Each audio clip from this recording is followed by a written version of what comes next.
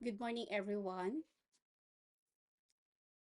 So again, I would like to welcome you all on our English Maritime course. And this is your instructor, Elaine, for today's discussion. So it's still part of our topic, the advanced reading skills. So we will just have to continue the parts that we haven't discussed last time.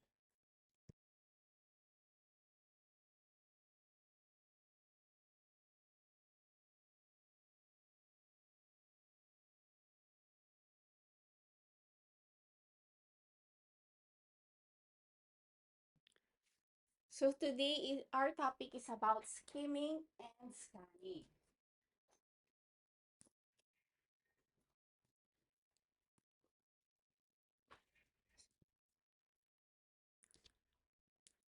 So in maritime context, skimming and scanning are vital reading strategies for efficiency reading. So here, first is we have what we call the skimming.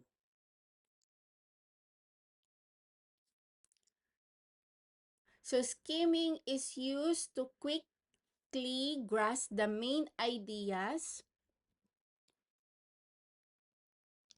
of a document, like by reading the titles, heading, introductions, something like that. This is also to help understand the general content and determine if a document is relevant for further in-depth reading.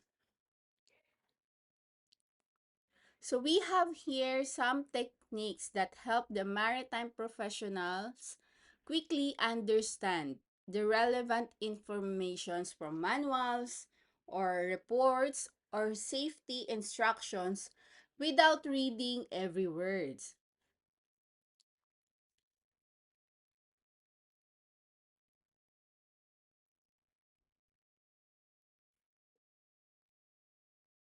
So first is read the title, introduction, and the conclusion. So you should always pay attention to headings, this, the subheadings, and any bolded or italicized text which highlight the important points. Another one is read the first sentence of every paragraph to get the main point of each sections. So this one, it focus on the first sentence of each paragraph.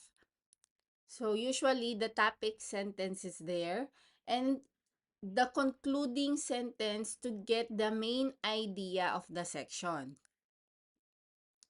Look for the heading or subheading, bolded text, and keyword. So those are the highlighted important points. Another one is glance at any images, charts, or graphs for context. So you have to also like a scan visuals. So you need to look for the tables, charts, and images for the key information and the context. So you have to identify some keywords that summarize the content of the sections or the documents. So in maritime, it's very useful for quickly reviewing a long series of uh,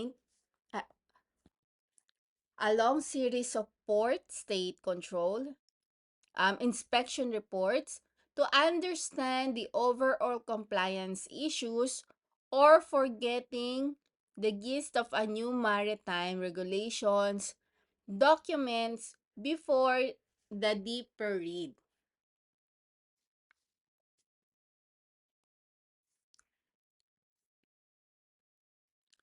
So next is what we have here is what we call the scanning. So the scanning is to quickly find the specific piece of information such as the particular date, keyword, or fact without reading the entire text.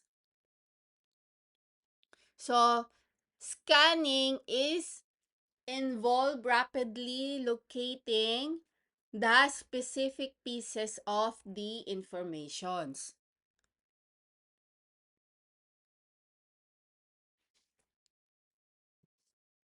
So here in scanning, you need to identify the specific keywords or phrases you are looking for.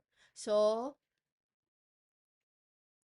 determining the exact keyword or phrases to locate the specific information needed.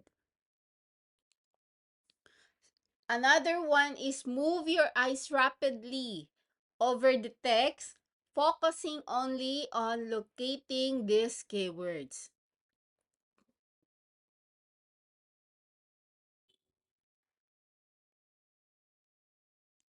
So you need to look for the like numbers, the percentage, or highlighted information that could point to the specific data you need. It's like scanning systematically, moving your eyes quickly and systematically across the page, like left to right, then up and down, looking only for your keyword. So once the keyword is found, read the surrounding material to find the exact detail you need. So you need to check the surrounding material to confirm it is the correct information you were searching for.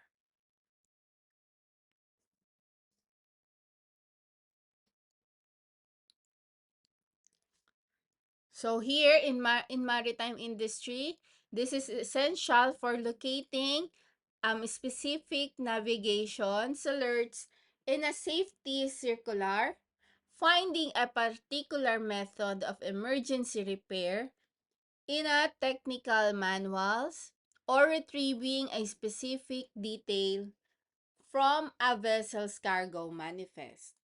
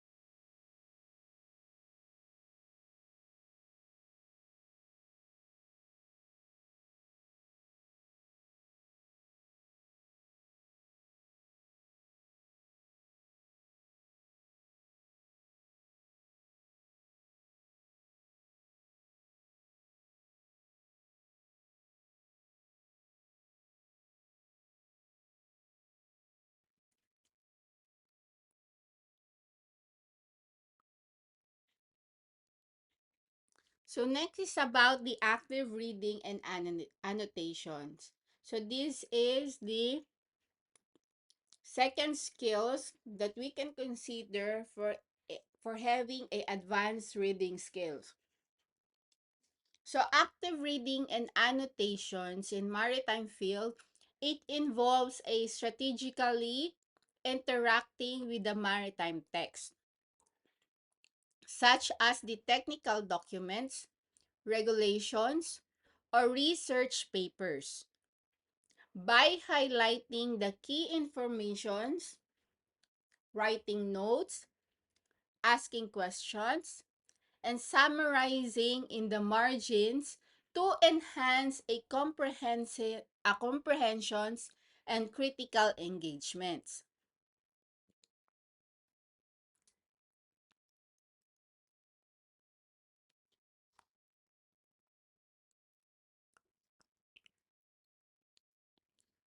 So here, what is the meaning of a active reading and annotations? So the active reading, as we have here, this is the conscious effort to engage with the text beyond just reading the words, involving a critical analysis and a strong purpose for reading.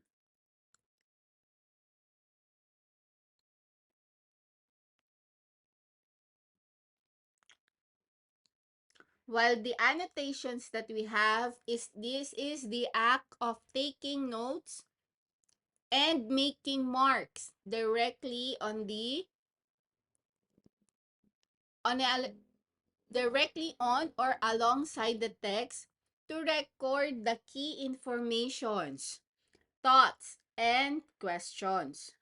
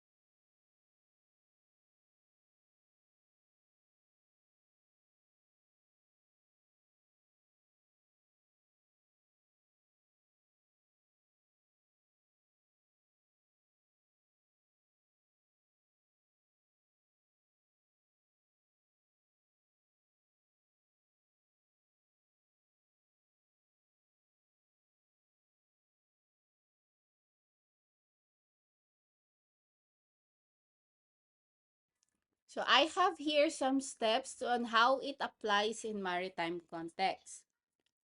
First is the regulations and laws.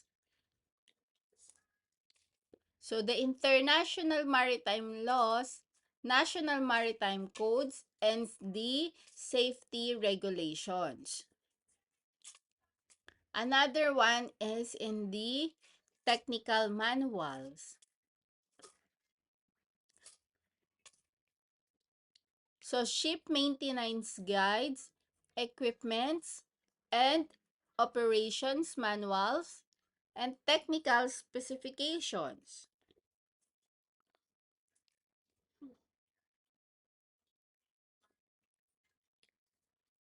There are also some charts and navigations rule. So nautical charts, sailing directions, and rules of the road at the sea.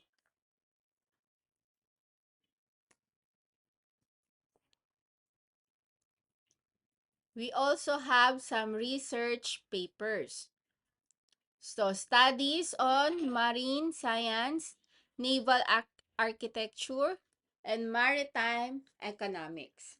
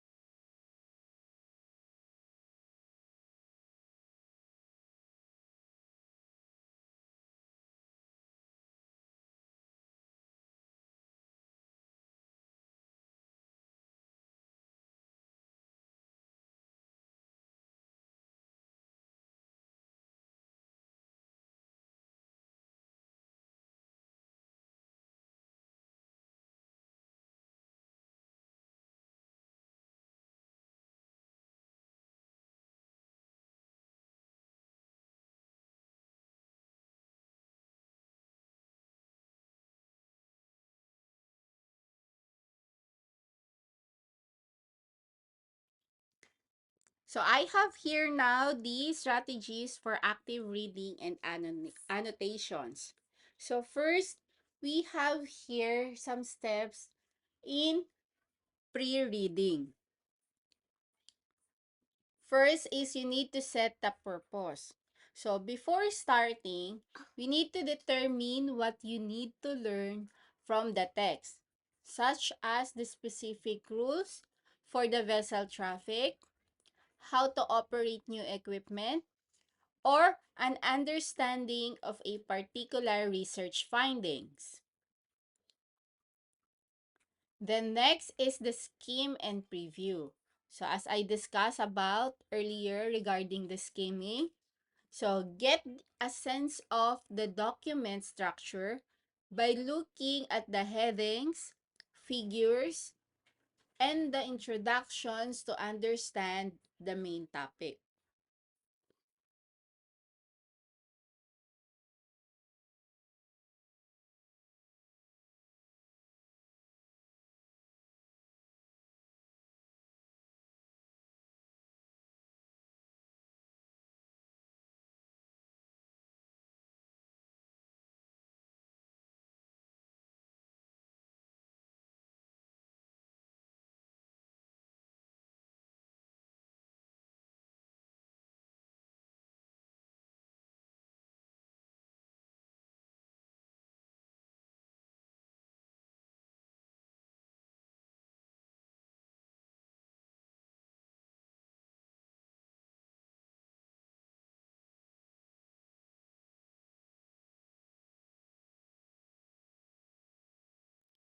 So again, as part also as a pre-reading or before you read, quickly look over the titles, headings, summaries, or any graphs or tables to get an overview and understand the context of the maritime informations you're about to read.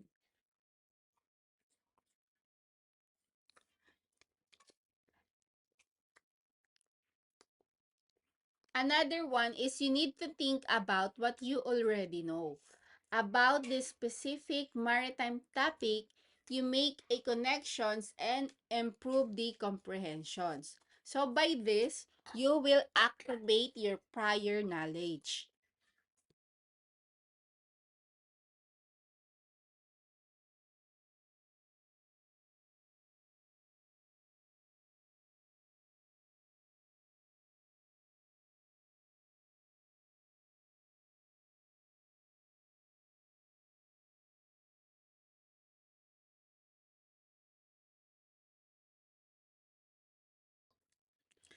Another step that we have is the during the reading or while reading annotations techniques.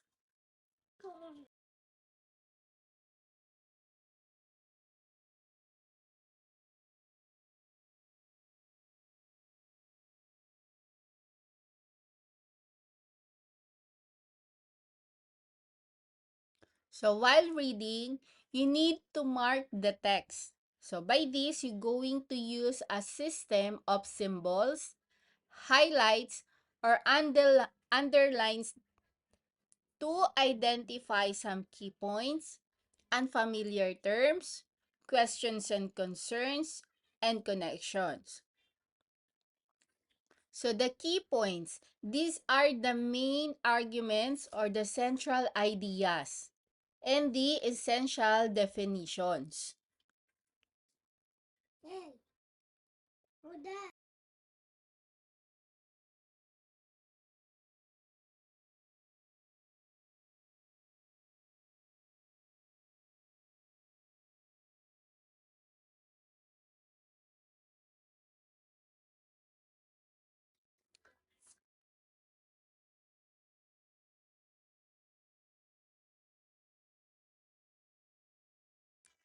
So under the unfamiliar terms, circle or highlights the technical jargons and write down its definitions. So you need to circle or highlight the unfamiliar maritime terms and look for the synonyms to write above them the improve your understanding.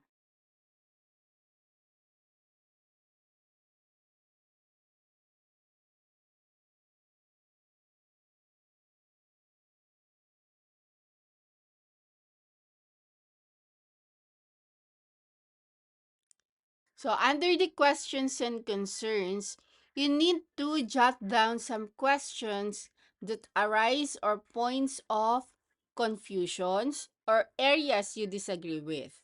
So by this, you need to engage with the text by asking a critical questions like what is the main idea here, or how does this apply to a real world maritime situations.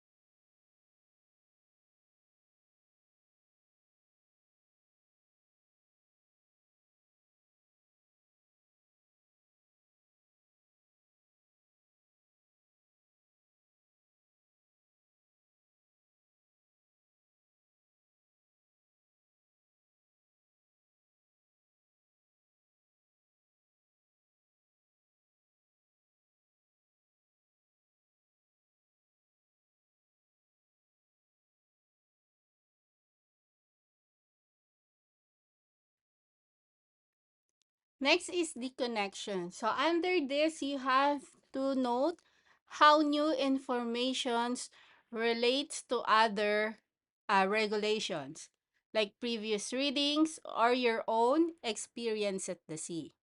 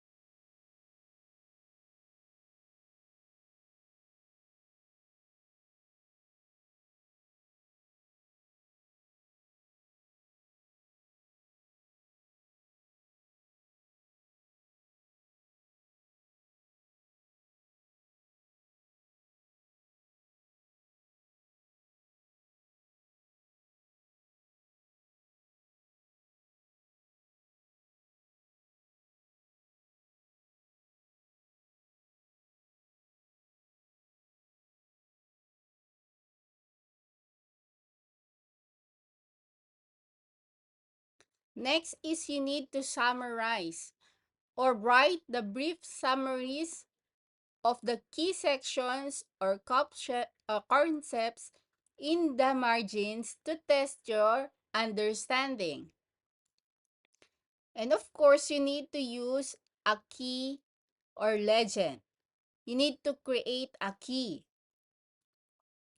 or some asterisk for the important or a question mark for confusing to make your annotations very clear.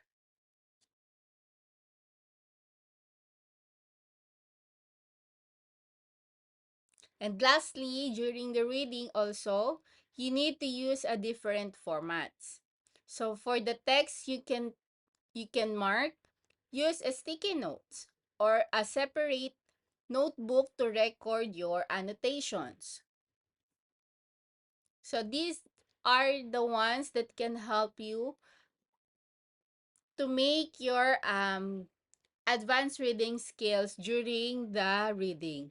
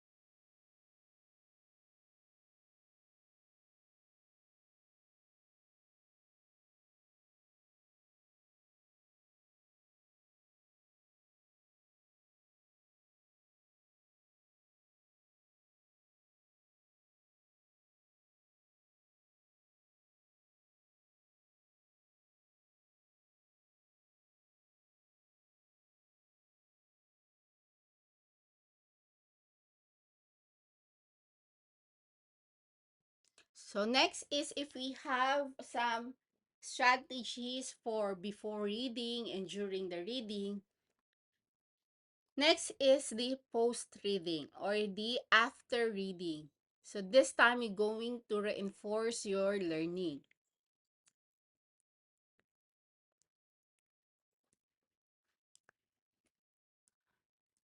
So I have here the first strategies that we have is to review some annotations. So meaning you need to go back over your notes to solidify your understanding and recall some important details for a test or a critical situations at the sea.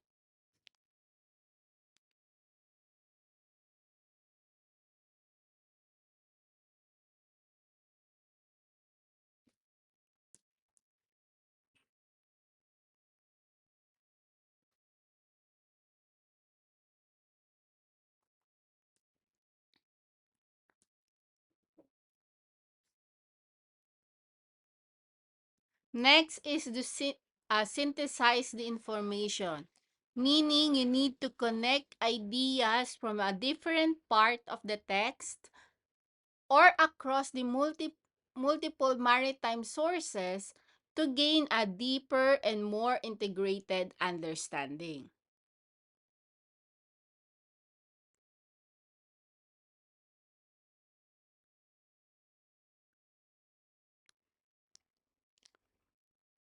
So, by summarizing all, after each section or paragraphs, you need to write at least 1 to 2 sentences just to summarize in your own words to check your understanding. And of course, you need to use your mind just to create the image of the concept or draw a simple mind maps or a diagram to show how the maritime ideas are connected. And after all of that, after revisiting your annotations and notes and space intervals, this is going to strengthen your memory of the material.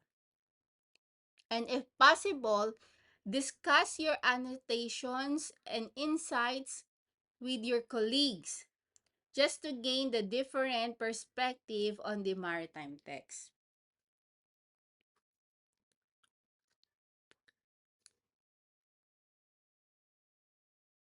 So we have here some benefits of active annotations.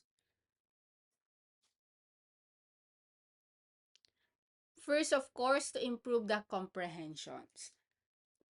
So, deeper understanding and complex maritime information. This is improve your comprehensions. Another one is to enhance your memory because it will give you a better retentions of critical details and procedures. It also increase your concentrations to keep you focused and engaged with the materials. Creation of study tools. Your annotations become a personal study guide for a future reference. Another is better decision making. So, supports informed decisions in a complex maritime scenarios.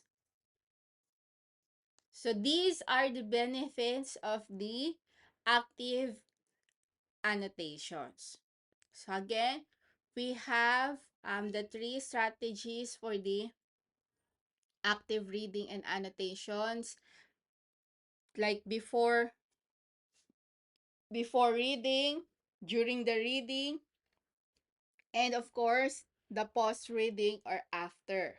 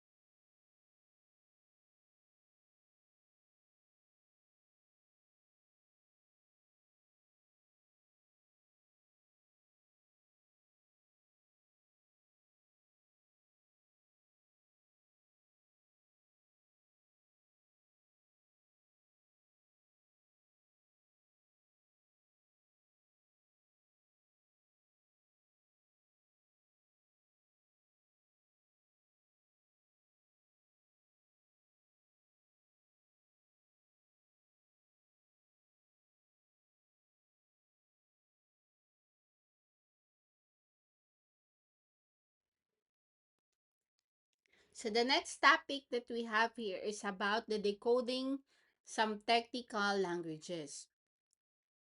So to decode the technical maritime language, we're going to use the standard maritime communication phrases, or what we call the SMCP, a standardized vocabulary developed by the International Maritime Organization, or what we call the IMO, to ensure the clear communications, especially for the safety and emergencies. So you need to familiarize yourself with the specific technique terms, like the fore starboard means the front right hand side, and to understand the official, formal, and often archaic style of the maritime English.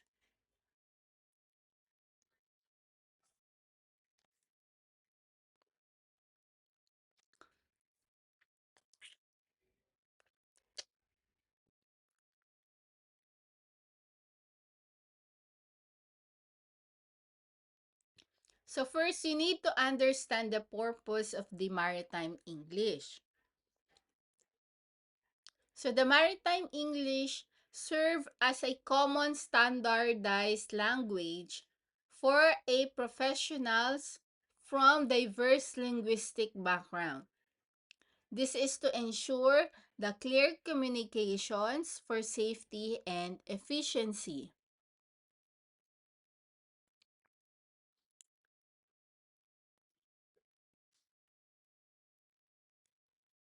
So this is the primary tools for decoding the maritime communication, because it provides a set of simple and precise and standardized phrases to minimize the understanding, especially between crew, from a different linguistic background.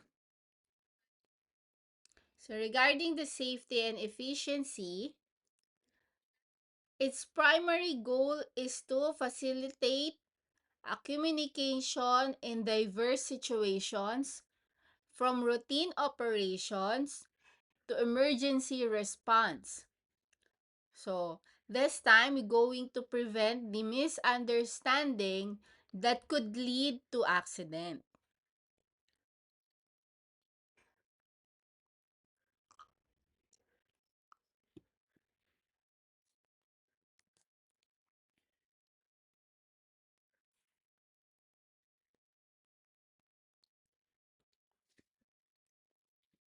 Next is you need to learn these standardized phrases. So, the International Marine or Maritime Organization, or what we call the IMO, they created the standard marine communication phrases, or the SMCP, to simplify and standardize the essential English phrases for the seafarers. So by this, the SMCPs aim to precise a simple and unambiguous, reducing the complexities of the grammar and vocabulary to improve the understanding and minimize the error.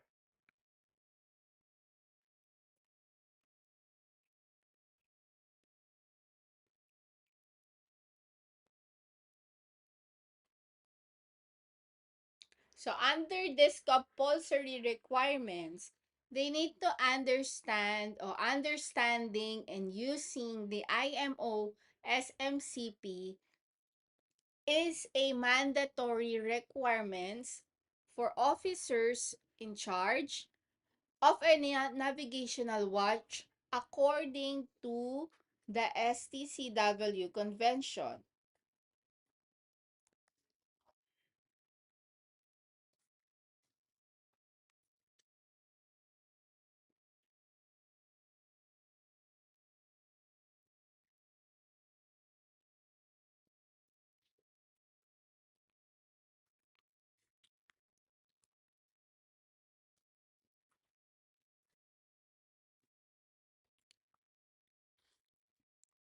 Another one is to master the specific maritime. This time you need to contextual understanding. So many terms have precise, specialized meaning in the maritime context. So for example, the word draft, this is to refers to how deep of a vessel tilts in the water.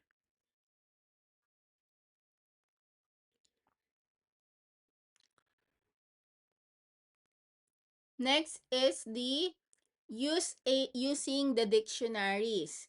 So in maritime dictionary, this is invaluable tool for looking up and understanding the specialized terms, like the block, meaning the unit with the multiple shifts, or the outward shift.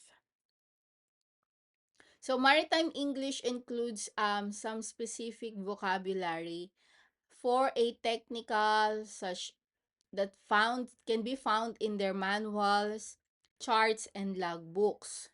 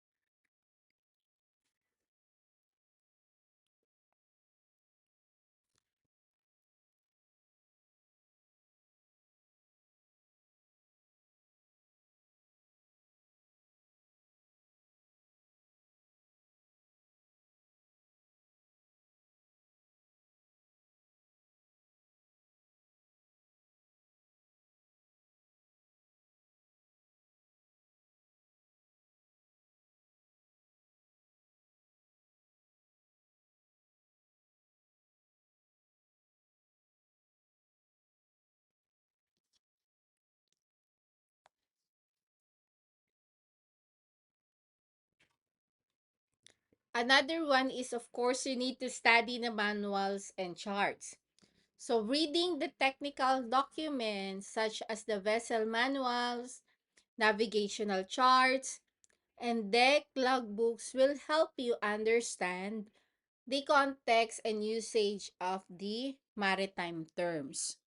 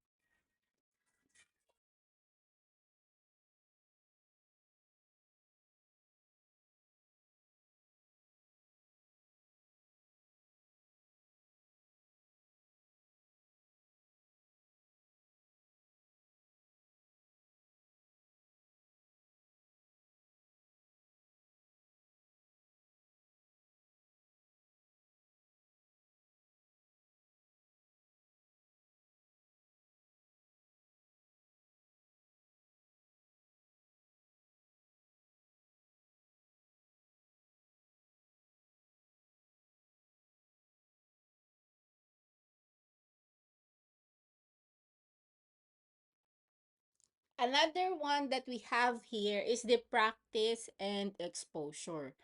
So this will be the hands-on learning. So you need to engage in learning activities that directly correspond to the professional needs of the shipping industry as recommended by organizations.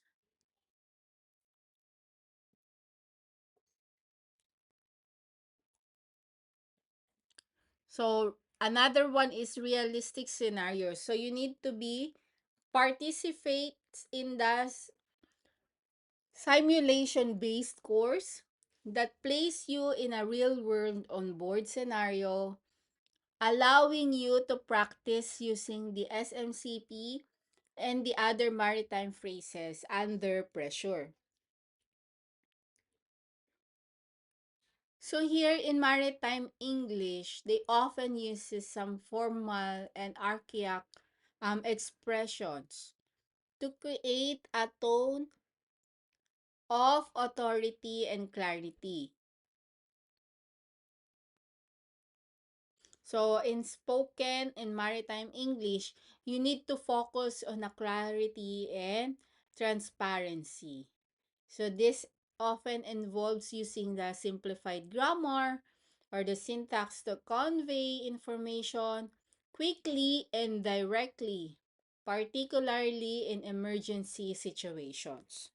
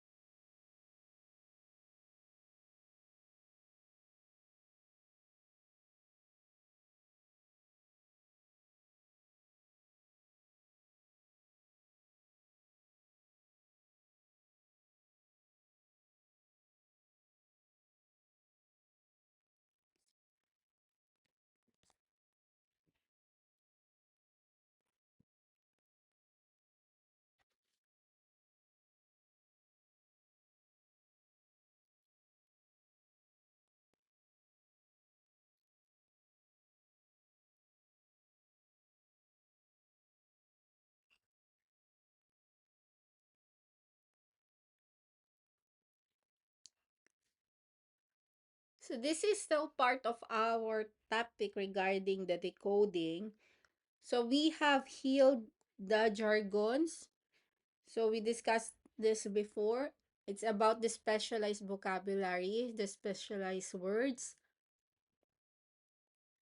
We also have some abbreviations and acronyms.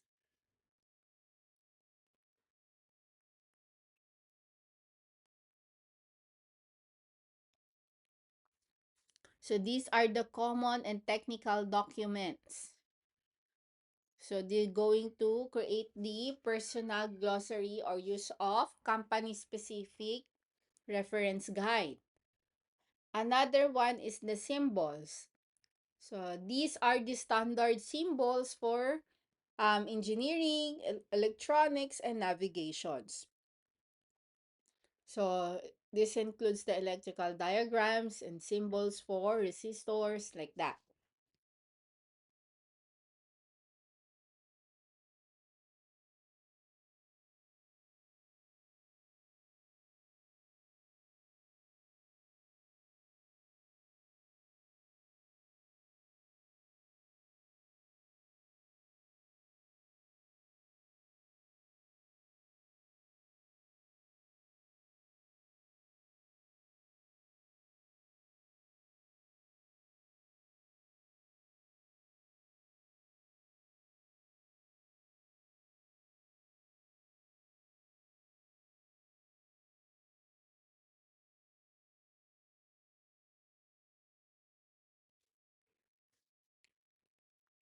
So, okay. So next we jump in our next topic. It's about the visual literacy, interpreting the diagrams and charts.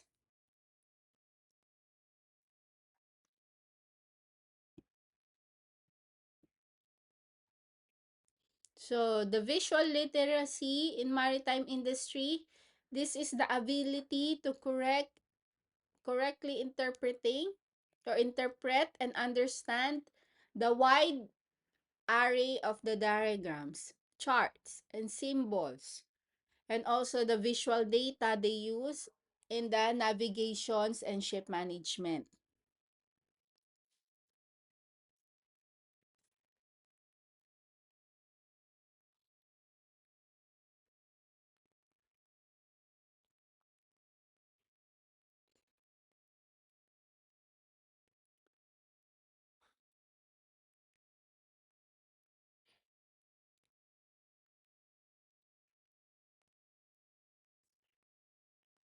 So here we have the key maritime charts here.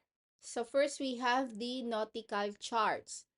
So these are the specialized map showing the marine areas and coastlines. So this one that displaying the depths, dangers, aids to navigation, and seabed features to support the safe navigations. So the nautical charts are the primary source of the navigational informations as well as the visual literacy.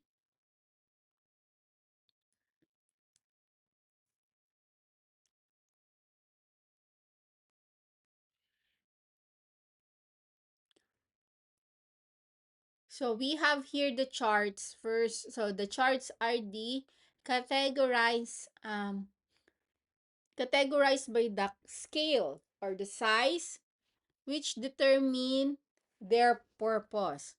So we have here a different types of plans or charts here.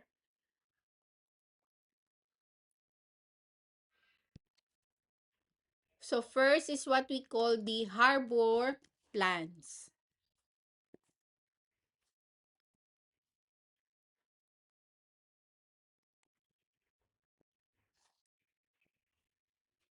So this is the large scale maps for navigating within the harbor.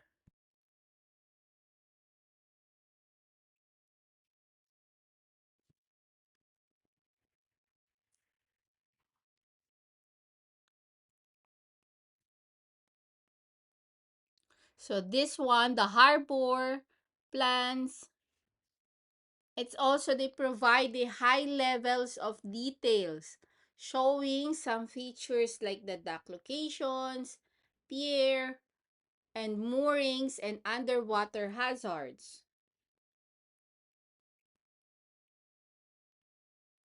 Okay. Another one is the coastal charts. So we will going to discuss these charts one by one later on. So first the coastal charts. This one is for the navigation along the coastline. We have another one what we call the general charts or the sailing charts. So this time this is the smaller scale charts. So they use this for the offshore navigation over the large areas. So before that, let's discuss about the harbor plans. So harbor plans, these are can refer to the safe harbor retirement plans. So which is to simplify compliance for the businesses by meeting the certain IRS or the non-discrimination requirements. And or the harbor construction projects, which are meticulously planned by the marine engineers and other professionals to create the safe, functional, and environmentally sustainable marine or maritime infrastructure.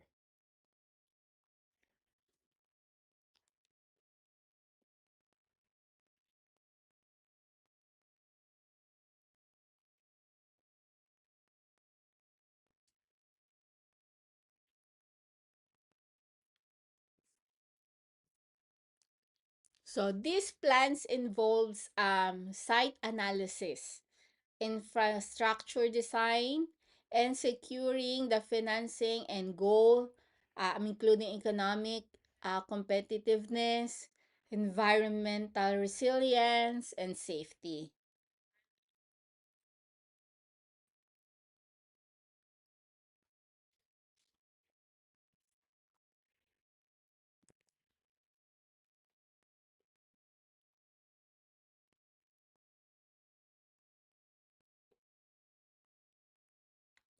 So first we have here the Safe Harbor plans or the 401k plans. So the purpose of this is to automatically satisfy the IRS non-discrimination test for the 401k plans, reducing the administrative burden for employees.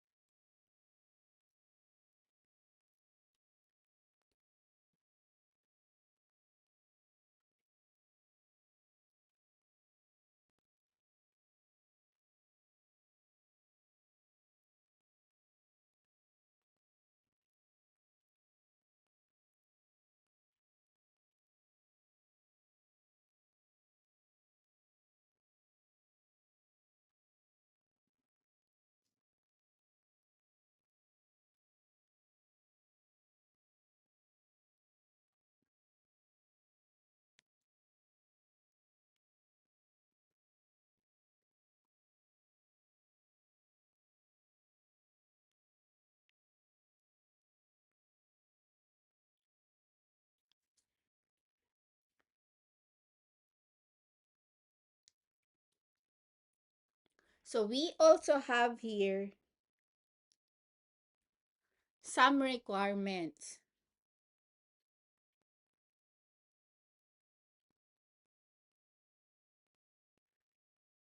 So meaning that the employers must provide the required contributions or matching or non-elective and meet the non-profitability rules.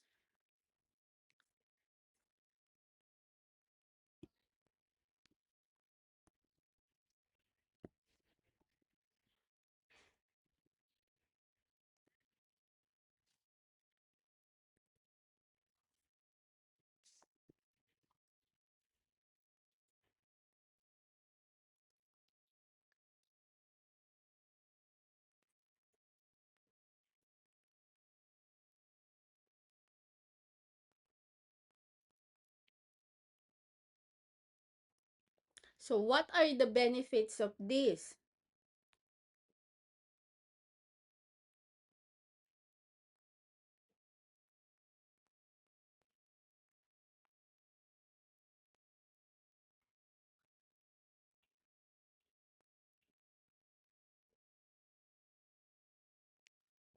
So this one, it's set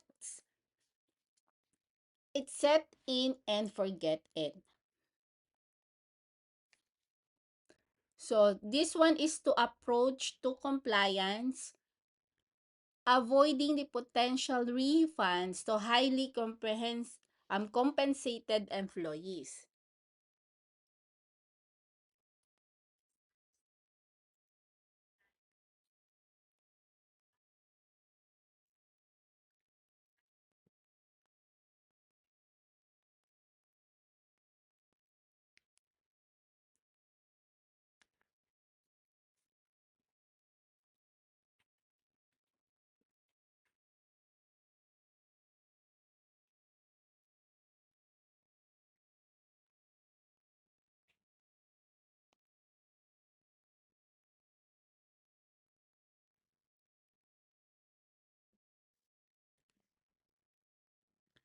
So we need to take note also that employers must provide a notice to participate explaining the safe harbor features before the starts of each plan year.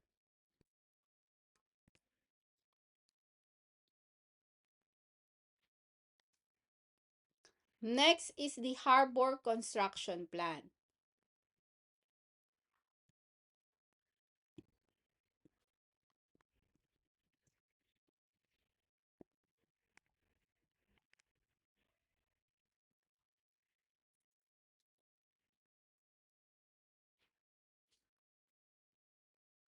So this one, it involves the site selection, engineering instruction, and operational phrases requiring the collaborations between the marine engineers, architects, and government agencies.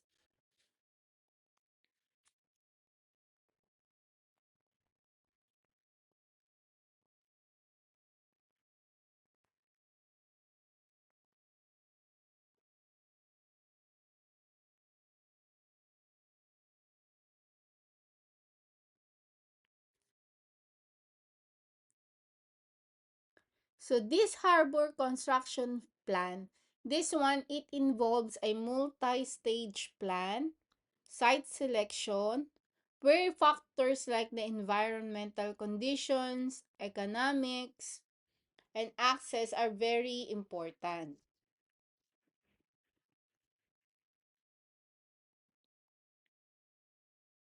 So these are the process that emphasize detailed site studies. So including the bathymetry and geotechnical assessment to ensure the structural integrity, environmental responsibility, and economic viability.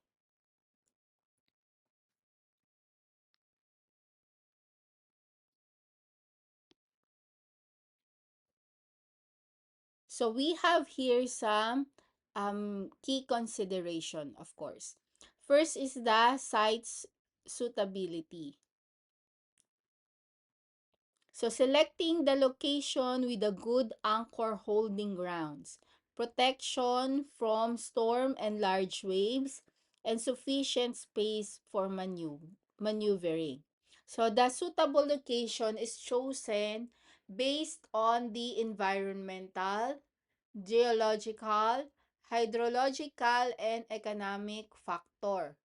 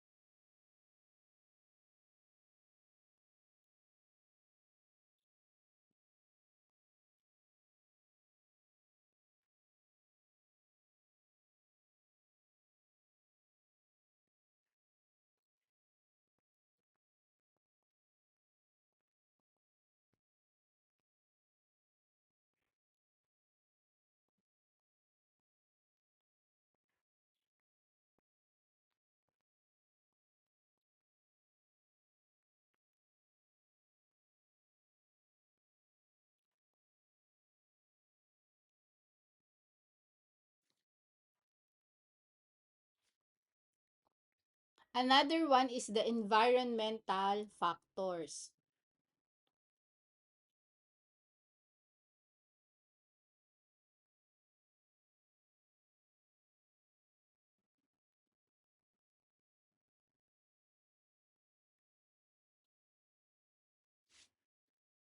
So this one, it's accounting for the tidal fluctuations, storm surge, reverse discharge, and other phenomena that affect the water levels.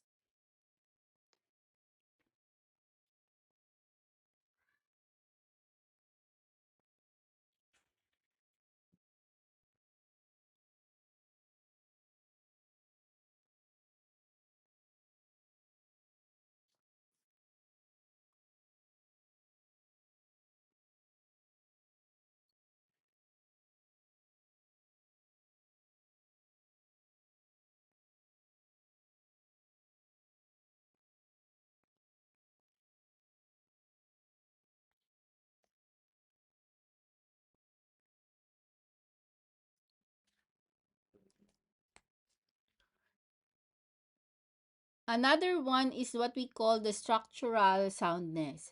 So this one, it discussed the designing for the marine environment and ensuring the long-term viability of the harbor infrastructure.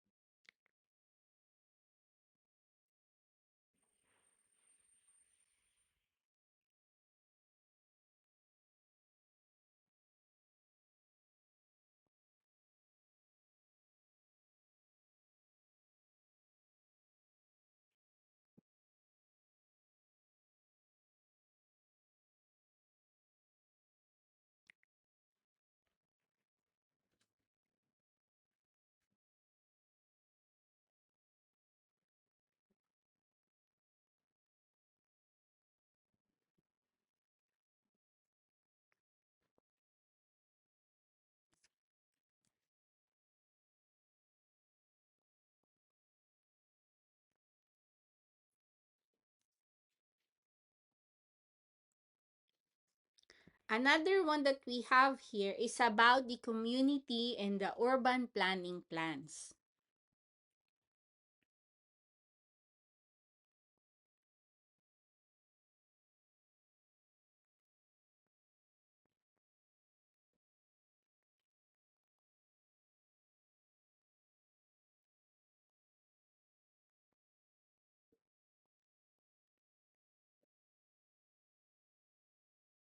So this one, the plan's aim is to direct growth and development in a specific geographic areas.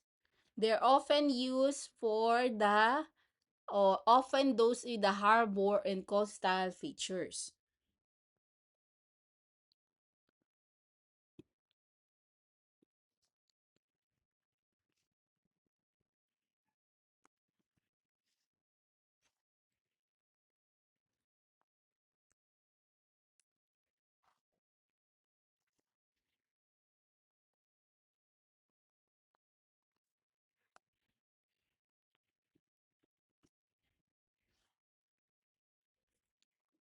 Like for example, we have the Harbor Gateway Community Plan in Los Angeles, which is a document that updates the land use designations and zoning with a specific community area to guide the development.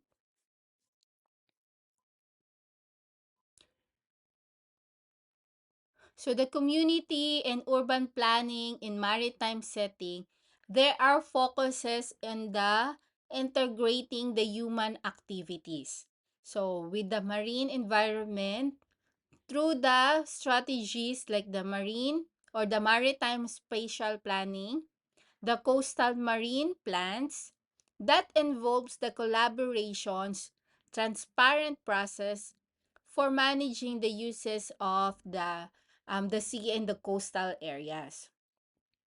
So these plans, they aim to achieve the ecological and economic and social goals by the strategically allocating the space and time for a various activities. So of course it includes the shipping, the aquaculture, energy and recreations.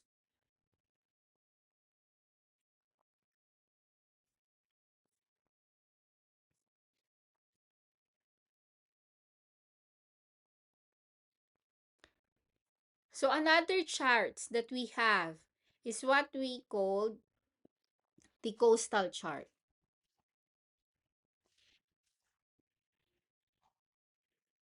So the coastal charts are the type of the nautical charts that provide the detailed informations for a safe navigation inshore water such as the bay, harbors, and along coastlines.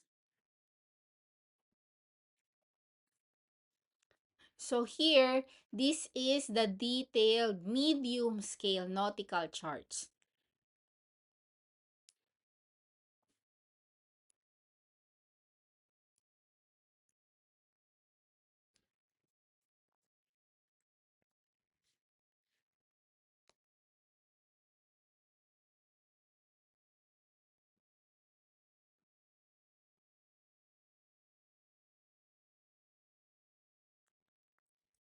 So here, the coastal charts in navigations are designed for the inshore coastwise navigations.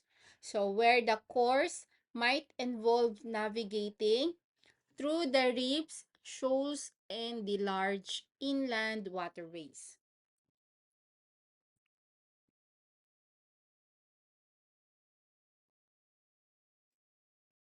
So this is the design for the voyages that stay close to land. So where the course can may run in a near offshore, like the reefs or the shoals. It also provides some vital informations for the safe passage, including some depths, features and hazards, aids and currents. So here depths it's about the water depths and the indication of the sea floor. So this is the detailed surroundings of the sea floor. We also have the land features along the coast, like prominent lands or topography.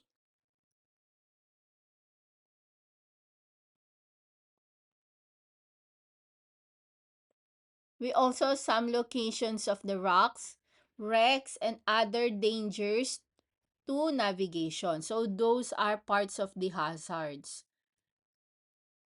Another is the position of the navigational aids such as the buoys, the lights, and the channel markers.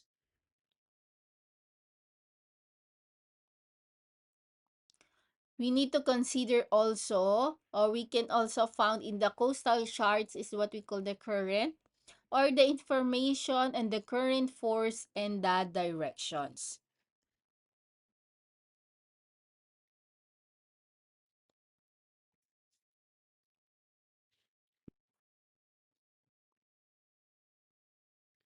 So the harbor charts, we need to classify, we have here some classification by scale.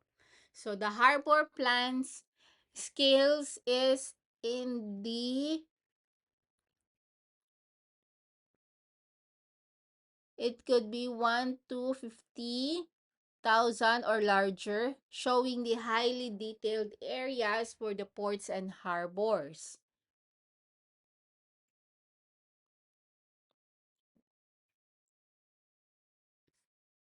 So here are the some scales for a, it depends on the charts.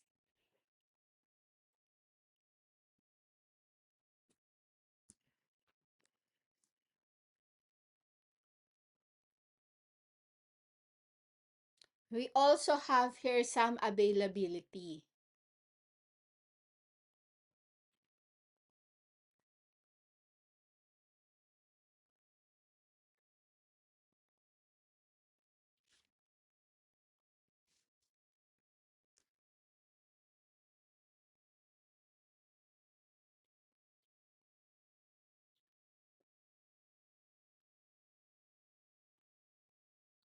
So the availability is the about the different materials or resources that we can found by this charts.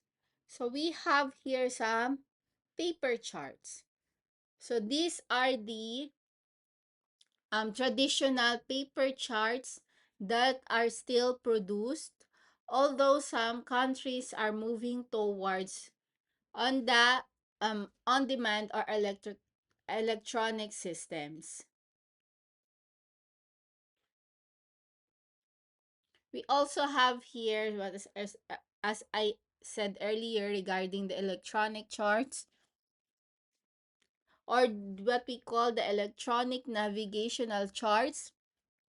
These are also available in electronic formats integrated into navigation systems on the vessels.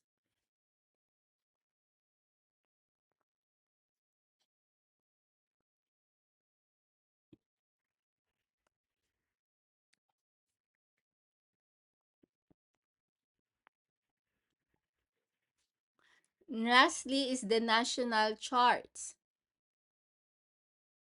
So, hydrophobic offices such as the Philippines, NAMRIA, or the UK's Admiralty are or they can provide the official nautical charts for their respective waters.